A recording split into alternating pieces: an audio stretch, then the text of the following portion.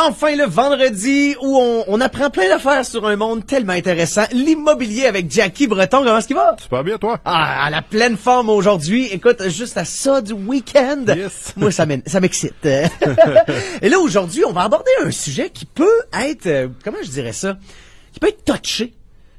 Parce que il y a dans la vie l'évaluation municipale et la valeur marchande d'une maison. J'aurais envie de commencer en te posant la question suivante. Comment on détermine, ou comment la ville, mettons, détermine la valeur d'une maison? Puis pourquoi c'est différent de la valeur marchande? Ben, c'est exactement ça qu'il faut comprendre. Tu sais, la valeur marchande, c'est une évaluation faite en date d'aujourd'hui sur une propriété qui devrait se vendre dans le marché actuel. La valeur municipale, c'est une valeur établie par la municipalité à des fins de taxation. C'est ça qui est très différent. Puis souvent, l'évaluation, c'est un évaluateur agréé qui vient évaluer les propriétés par bloc d'habitation comparable. Fait que c'est sûr qu'il n'y a pas l'occasion de rentrer dans chacune des propriétés, faire la tournée, voir les rénovations. Est-ce que les gens ont demandé des permis de rénovation?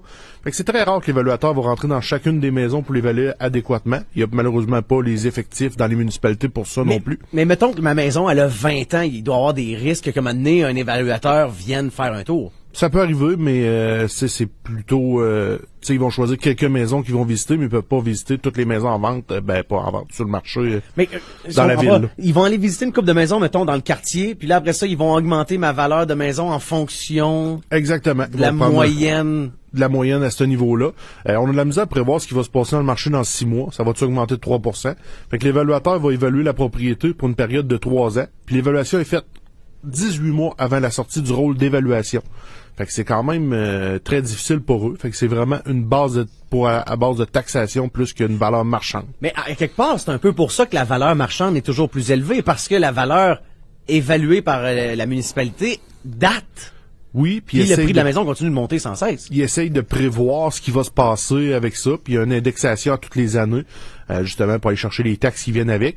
Mais dans certains secteurs, comme Lévis, on était, il y a 3-4 ans, on vendait presque toujours en bas de l'évaluation municipale. Parce que les évaluateurs avaient comme surévalué, prévoyaient que le marché allait monter un petit peu plus que ce qui s'attendait.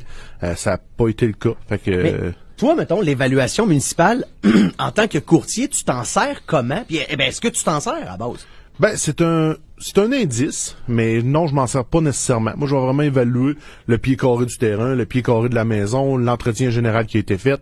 Fait que je vais vraiment évaluer plusieurs points qui vont me donner la valeur marchande à ce niveau-là en date d'aujourd'hui. Fait que si jamais dans 6 mois, souvent je vais arriver avec une évaluation, dans 6 mois plus tard, faut que je la refasse au complet.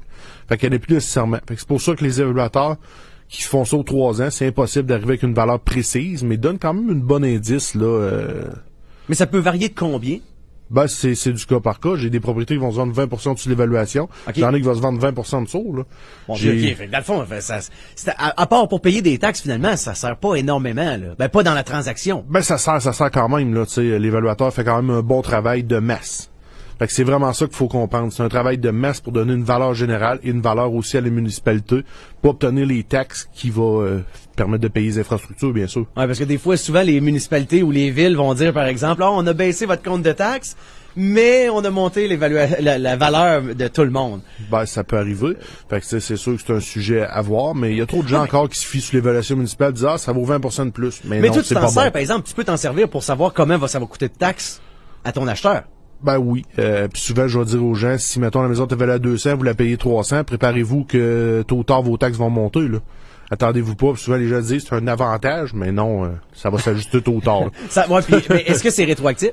Non, c'est pas rétroactif, par contre. OK, ben, qui peut pas arriver en disant, ben, garde, ta maison valait tant dans la dernière année, tu vas me devoir tel montant de taxes. Non, ça serait un peu fou aussi. Ouais, non, ça serait des méchantes surprises pour les jeunes. Puis, écoute, ça va déjà beaucoup trop vite. On a déjà 5 minutes de fête ensemble. Yes. Ça n'a pas de bon sens, Jackie. Il va falloir qu'on s'en reprenne la semaine prochaine. Avec plaisir. T'auras pas le choix. Merci de ton passage. Merci.